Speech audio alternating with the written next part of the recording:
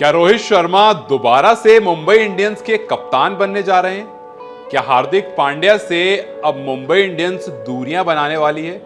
क्या हार्दिक पांड्या के कुछ पहले 3 मैच की परफॉर्मेंस से अब मैनेजमेंट भी कहीं ना कहीं निराश है और वो वापस से रोहित शर्मा की तरफ देखने वाली है? जिस तरह की बात सोशल मीडिया पर काफी ज्यादा चल रही है और खास करके जब मनोज तिवारी ने यह बात कह दी थी कि अब दोनों मैचेस के बीच में काफी गैप है और मैं बिल्कुल भी सरप्राइज नहीं होऊंगा अगर मैनेजमेंट दोबारा से रोहित शर्मा की तरफ देखने लगेगी। वहां पर सहवाग भी मौजूद थे और सहवाग ने यह बात कही थी कि शायद ये थोड़ी जल्दी हो जाएगी। मतलब अगर ये बात आप 7 गेम्स के बाद बोलेंगे, अगर ये बात आप तब बोलेंगे जब कुछ 6-7 मैचेस हो चुके हैं और हार्दिक पांड्या की कप्तानी उतनी अच्छी नहीं रही है, तब अगर ऐसा होता है तो शायद मैं भी सोच सकता हूं।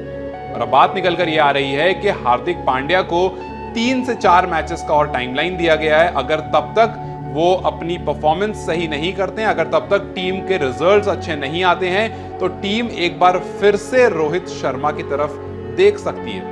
और बात यह भी है कि रोहित शर्मा भी थोड़ा नाखुश हैं जिस तरह से हार्दिक पांड्या कप्तानी कर रहे हैं। जिस तरह से अब तक उन्होंने टीम को लीड करा है, उसकी वजह से रोहित शर्मा, टीम के कुछ खिलाड़ी, मैनेजमेंट ये आपस में बात भी कर रहे हैं और कहीं ना कहीं नाखुश भी हैं। ओनर्स और रोहित के बीच में एक डिस्कशन शुरू हो गया है जो हो सकता है इस तरफ लेकर चला जाए कि हार्दिक पांड्या को अब दोबारा से बतौर खिलाड़ी देखो और रोहित शर्मा को बतौर कप्तान। हालांकि इस बात की कोई ऑफिशियल स्टेटमेंट नहीं आई है, लेकिन सहवाग की बात भी तो यही थी। सहवाग ने भी कहा था कि अगर 7 मैचेस के बाद कुछ ऐसा हो तो मैं मान सकता हूं। 3 मैच ऑलरेडी हो चुके हैं, 3-4 मैच की वार्निंग की बात हो रही है। तो कुल मिलाकर मनोज तिवारी जिस बारे में बात कर रहे थे और जिस बारे में सहवाग कह रहे थे, अगर उस तरफ से देखा जाए तो रोहित शर्मा कप्तान बनते हुए दिखेंगे। लेकिन रवि शास्त्री ने उस बारे में कहा था कि ये जो आप स्टोरीज सुन रहे हैं कप्तानी की, जो आप एक पूरा रो चल रहा है कप्तानी का कि इसको मिल जाएगी उसको मिल जाएगी, ये पूरी तरह से क्रैप है। ये सिर्फ कुक्ड अप स्टोरीज हैं। जैसे एक स्टोरी आई थी कि आप रोहित शर्मा को जाकर के सपोर्ट करते हुए हार्दिक पांड्या को बू नहीं कर सकते हो वानखेड़े स्टेडियम में, या फिर हार्दिक पांड्या के बारे में कोई भी ऐसी बात बोलो जिससे वो आहत हो, या किसी भी तरह से आप क्रिटिसाइज करो तो हो सकता है आपको उठा करके बाहर फेंक दिया जाए।